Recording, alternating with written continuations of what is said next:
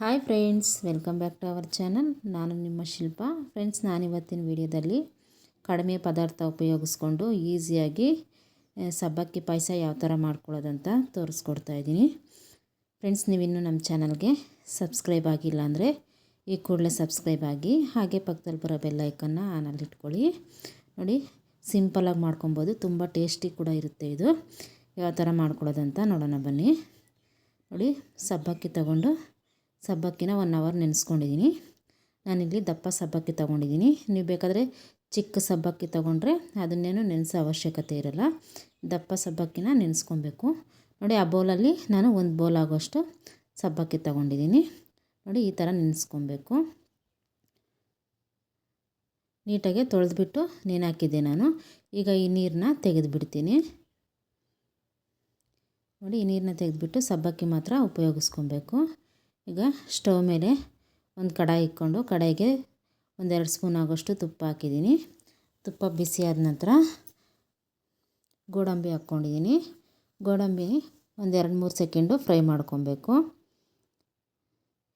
Fry ಮಾಡ್ಕೊಂಡ ನಂತರ ಇದಕ್ಕೆ ದ್ರಾಕ್ಷಿ ಹಾಕ್ಕೊಬೇಕು. ದ್ರಾಕ್ಷಿನೂ ಗೋಡಂಬಿ ಎರಡನ್ನೂ ಫ್ರೈ ಮಾಡ್ಕೊಬೇಕು.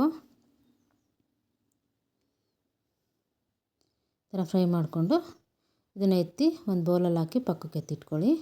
ಈಗ ಇದೇ ತುಪ್ಪಕ್ಕೆ ನಾವು ತೊಳೆದಿಟ್ಕೊಂಡಿರುವಂಥ ಸಬ್ಬಕ್ಕಿನ ಹಾಕಬೇಕು. ಹಾಕಿ ತುಪ್ಪದಲ್ಲಿ 1-2-3 ನಿಮಿಷ ಸಬ್ಬಕ್ಕಿನ ಹುರ್ಕೊಬೇಕು. ನೋಡಿ, ಈ ಥರ ಹುರ್ಕೊಳ್ಳಿ. ಜಾಸ್ತಿ ಹೊತ್ತು ಹುರಿಯೋದೇನು ಬೇಡ, 1-2-3 ನಿಮಿಷ ಹುರಿದ್ರೆ ಸಾಕು. ನೋಡಿ, ಈ ಥರ ಹುರ್ಕೊಂಡ ನಂತರ ಇದಕ್ಕೆ ಹಾಲು ಹಾಕ್ಕೊತಾ ಇದ್ದೀನಿ. ಹಾಲು ಇದು ಕಾಯಿಸಿರೋ ಹಾಲು. 1/2 ಲೀಟ್ರು ಹಾಲು ಹಾಕ್ಕೊಂಡಿದ್ದೀನಿ ನಾನಿಲ್ಲಿ. ಹಾಲು ಹಾಕ್ಕೊಂಡು ಇದನ್ನೆಲ್ಲ ಮಿಕ್ಸ್ ಮಾಡ್ಕೊಬೇಕು. ನೀಟಾಗಿ ಎಲ್ಲ ಮಿಕ್ಸ್ ಆಗೋ ಥರ ಮಿಕ್ಸ್ ಮಾಡ್ಕೊಳ್ಳಿ.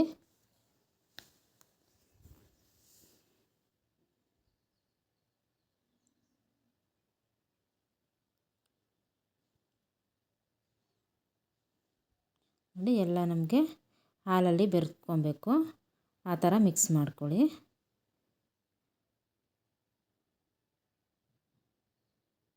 ಈ ಥರ ಮಿಕ್ಸ್ ಮಾಡಿಕೊಂಡು ಸ್ವಲ್ಪ ಹೊತ್ತು ಕುದಿಯೋಕ್ಕೆ ಬಿಡಬೇಕು. ಹಾಲಲ್ಲಿ ಸ್ವಲ್ಪ ಹೊತ್ತು ಸಬ್ಬಕ್ಕಿ ಬೇಯಬೇಕು. ಮೀಡಿಯಮ್ ಫ್ಲೇಮಲ್ಲಿ ಇಟ್ಕೊಂಡು ಬೇಯಿಸ್ಕೊಳ್ಳಿ.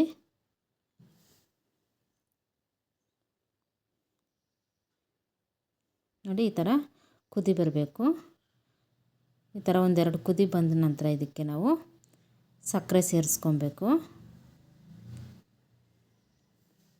ಸಕ್ಕರೆ ಬಂದುಬಿಟ್ಟು ಸಬ್ಬಕ್ಕಿ ಯಾವ ಬೌಲಲ್ಲಿ ತೊಗೊಂಡಿದ್ವೋ ಅದೇ ಬೌಲಲ್ಲಿ 3/4 ಕಪ್ ತೊಗೊತಾ ಇದ್ದೀನಿ. 1 ಬೌಲ್ ಸಬ್ಬಕ್ಕಿಗೆ 3/4 ಕಪ್ಪು ಸಕ್ಕರೆ ಕರೆಕ್ಟಾಗಿ ಸರಿ ಹೋಗುತ್ತೆ. ನೀವು ಸ್ವೀಟ್ ಕಮ್ಮಿ ತಿನ್ನೋರಾದರೆ ಇನ್ನು ಸ್ವಲ್ಪ ಕಮ್ಮಿ ಹಾಕ್ಕೊಳ್ಳಿ. ಈಗ ನೋಡಿ, ನಾನು ಅದೇ ಕಪ್ಪಲ್ಲಿ 3/4 ಕಪ್ ಆಗೋಷ್ಟು ಸಕ್ಕರೆ ಹಾಕ್ಕೊಂಡಿದ್ದೀನಿ. ಸಕ್ಕರೆ ಹಾಕ್ಕೊಂಡು ಎಲ್ಲ ಒಂದು ಸಲ ಮಿಕ್ಸ್ ಮಾಡ್ಕೊಬೇಕು. ಈ ಥರ ಮಿಕ್ಸ್ ಮಾಡ್ಕೊಳ್ಳಿ. ಸಕ್ಕರೆ ಎಲ್ಲ ಕರಗಬೇಕು. ಈ ಪಾಯಸ ದೇಹಕ್ಕೆ ತುಂಬಾ ತಂಪು. ಆವಾಗವಾಗ ಮಾಡ್ಕೊಂಡು ತಿಂದರೆ ತುಂಬ ಹೆಲ್ದಿ. ನೀವು ಒಮ್ಮೆ ಟ್ರೈ ಮಾಡಿ. ಈಗ ಬಾದಾಮಿ ಪೌಡ್ರ್ ಹಾಕ್ಕೊತಾ ಇದ್ದೀನಿ, 1-2 ಸ್ಪೂನು. ಬಾದಾಮಿ ಪೌಡ್ರ್ ಹಾಕೋದ್ರಿಂದ ಟೇಸ್ಟ್ ಹೆಚ್ಚಾಗುತ್ತೆ. ಮತ್ತು ಏಲಕ್ಕಿ ಪೌಡ್ರು ಇದರಲ್ಲೇ ಇರುತ್ತೆ. ನೀವು ಬಾದಾಮಿ ಪೌಡ್ರ್ ಹಾಕಲ್ಲ ಅನ್ನೋದಾದರೆ ಏಲಕ್ಕಿ ಪೌಡ್ರು ಸ್ವಲ್ಪ ಹಾಕ್ಕೊಳ್ಳಿ.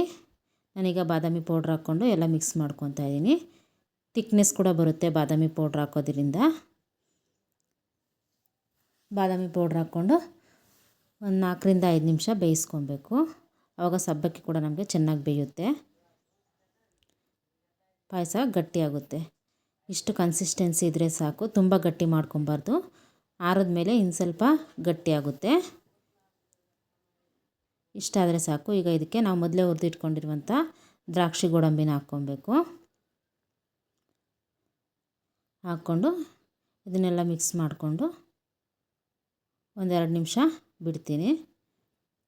ಈಗ 2 ನಿಮಿಷ ಆದಮೇಲೆ ಈಗ ಪಾಯಸನ ಇಳಿಸ್ಕೊತಾ ಇದ್ದೀನಿ. ಈಗ ಇಳಿಸ್ಕೊಂಡಾಯಿತು. ಈಗ ಪಾಯಸನ ಸರ್ವ್ ಮಾಡ್ಕೊತಾ ಇದ್ದೀನಿ. ನೋಡಿ, ಟೆಕ್ಸ್ಚರ್ ನೋಡ್ತಾ ಇದ್ರೇ ಗೊತ್ತಾಗ್ತಾ ಇರ್ಬೋದು ಎಷ್ಟು ಚೆನ್ನಾಗಿ ಬಂದಿದೆ ಪಾಯಸ ಅಂತ. ನೀವು ಒಮ್ಮೆ ಟ್ರೈ ಮಾಡಿ.